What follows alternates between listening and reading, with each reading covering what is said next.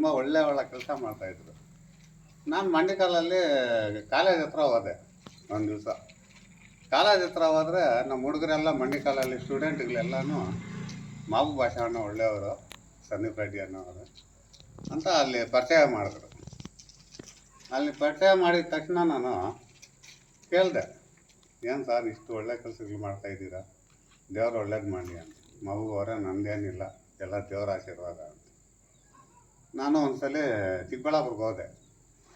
ಆಫೀಸಲ್ಲಿ ಹೋಗಿ ಮೀಟ್ ಆದರೆ ಅಲ್ಲಿ ಹುಡುಗರಿಗೆಲ್ಲ ಹೇಳಿದ್ರು ಸಂದೀಪ್ ರೆಡ್ಡಿ ಅವರು, ಮಾಬು ಭಾಷಾನ ಯಾವಾಗನ ಬರಲಿ, ಅವ್ರು ಏನಾನ ಕೇಳಿದ್ರೆ ಸ್ವಂತಕ್ಕೆ ಕೇಳಲ್ಲ, ಒಂದು ಊರಿಗೆ ಉಪಕಾರ ಆಗೋದು ಇಲ್ಲಿ ಏನಕ್ಕನ ಇರಲಿ ಕೇಳ್ತಾರೆ, ಅವ್ರಿಗೆ ಬೆಲೆ ಕೊಡ್ಬೇಕು ನಾವು ಅಂತ ಹುಡುಗರಿಗೆಲ್ಲ ಹೇಳಿದ್ರು. ಅದೇ ಮಾತು ಪ್ರಕಾರ ನಮ್ಮೂರಲ್ಲಿ ಚಿಕ್ಕದು ಒಂದು ಡ್ರಾಮಾ ಆಯಿತು ರಾಮಪಟ್ಟಣದಲ್ಲಿ. ಒಂದು 80,000 ಕೊಟ್ಟರು ಸಾರು. ನಾನು ಒಂದು ಫೋನ್ ಮಾಡಿದೆ, ಸರ್ ಹಿಂಗೆ ಡ್ರಾಮಾ ಆಡ್ತಾಯಿದ್ದೀವಿ ರಾಮಪಟ್ಟಣದಲ್ಲಿ, ನಿಮ್ಮ ಸಹಕಾರ ಬೇಕು ಸರ್ ನಮಗೆ. ಏನು ಬೇಕು ಮಗು ಬಣ್ಣ ಅಂದರು.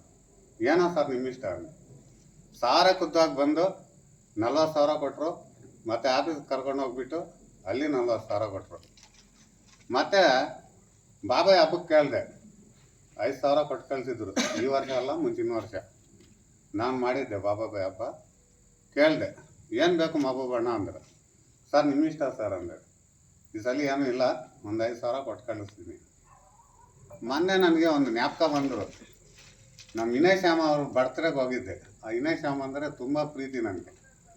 ಅವರು ಅಷ್ಟೇ ನನ್ನ ಥರ ನೋಡ್ಕೊತಾರೆ.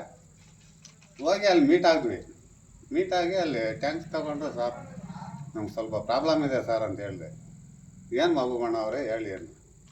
ಇಲ್ಲ ಸರ್, ಮಸೀದ್ಗೆ ಪೇಂಟ್ ಹೊಡೆಸ್ಕೊಡ್ಬೇಕು, ನಮ್ಮೂರಲ್ಲಿ ಒಂದು 6 ವರ್ಷ ಆಗೋಗಿದೆ ಸರ್, ಏನಾನ ಮಾಡಿ ನಮ್ಗೆ ಪೇಂಟ್ ಕೊಡಿಸ್ಬೇಕು ಸರ್.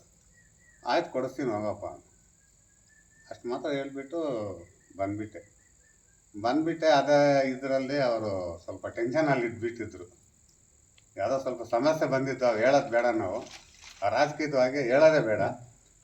ಫುಲ್ ಟೆನ್ಷನಲ್ಲಿದ್ದರು ಸಾರು.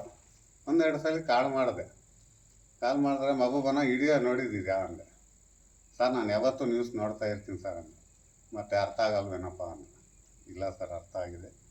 ಇಲ್ಲ ನಿಮ್ಗೆ ಹೇಳಿದ್ದೀನಿ ಮಾತು, ಅದು ಏನೇ ಆಗಲಿ ರಕ್ಷಾ ಅವ್ರಿಗೆ ಕಳಿಸ್ತೀನಿ, ಅವ್ರು ನನ್ನ ಸ್ವಂತ ತಮ್ಮ, ಅವ್ರ ಹತ್ರ ಮಾಡಿಸ್ಕೊಳ್ಳಿ, ನನಗೆ ಫೋನ್ ಮಾಡಬೇಡಿ ಮಗು ಬನ್ನ ಅಂದೆ. ನಾವು ರಕ್ಷಾ ಸಾರ್ಗೆ ಫೋನ್ ಮಾಡಿದ್ರೆ ಪಾಪ ಅವರೂ ಸ್ವಲ್ಪ ಬ್ಯುಸಿಯಲ್ಲಿ ಇದ್ದರು. ಸಾರಿಗೆ ಒಂದು ದಿನಕ್ಕೆ ಒಂದು 10 ಸಲ ಮಾಡ್ತಾಯಿದ್ದೆ. ನನಗೇನೋ ಒಂದು ಟೆನ್ಷನ್ನು, ಆಗುತ್ತೋ ಇಲ್ವೋ ಜನಗಳಿಗೆಲ್ಲ, ನಮ್ಮ ಹುಡುಗರಿಗೆಲ್ಲ, ನಮ್ಮ ಗ್ರಾಮಸ್ಥರಿಗೆಲ್ಲ ಮಾತು ಕೇಳಿಬಿಟ್ಟಿದ್ದೀನಿ ನಮ್ಮ ಜಮಾತ್ಗೆ.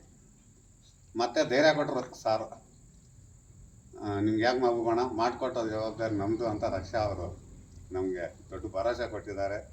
ನಮ್ಮ ಜಮಾತ್ನಿಂದ, ನಮ್ಮೂರು ಗ್ರಾಮಸ್ಥರಿಂದ ಅವ್ರಿಗೂ, ಸಂದೀಪ್ ರೆಡ್ಡಿ ಅವರ ಮಕ್ಕಳಿಗೂ, ಅವ್ರ ಕುಟುಂಬದವ್ರಿಗೂ, ಅವ್ರಿಗೆಲ್ಲ ಫ್ಯಾಮ್ಲಿಯವ್ರಿಗೂ ಎಲ್ಲ ದೇವರು ಒಳ್ಳೇದು ಮಾಡಲಿ, ಅವ್ರಿಗೆ ಶುಭ ಆಗಲಿ. ಇನ್ನೂ ಇಷ್ಟು ಕೆಲಸಗಳು ಮುಂಚೆನೂ ಮಾಡಲಿ. ನಮ್ಮ ದೇವಸ್ಥಾನನೇ ಅಲ್ಲ, ಯಾವ ದೇವಸ್ಥಾನ ಆದ್ರೂ ಸಾರ್ ಮಾಡ್ತಾರೆ. ಶಾಲೆಗಳು ಮಾಡಿದ್ದಾರೆ, ಬೇಕಾದಷ್ಟು ಮಾಡಿದ್ದಾರೆ. ಹೇಳಕ್ಕೆ ಹೋದರೆ ಅವ್ರದ್ದು ಎಷ್ಟೋ ಇದೆ. ಚಿಕ್ಕದಾಗಿ ನಾವು ಮಾತುಗಳು ಹೇಳ್ಬಿಟ್ಟು ನಾನು ಮುಗಿಸ್ತಾ ಇದ್ದೀನಿ. ಜೈ ಹಿಂದ್.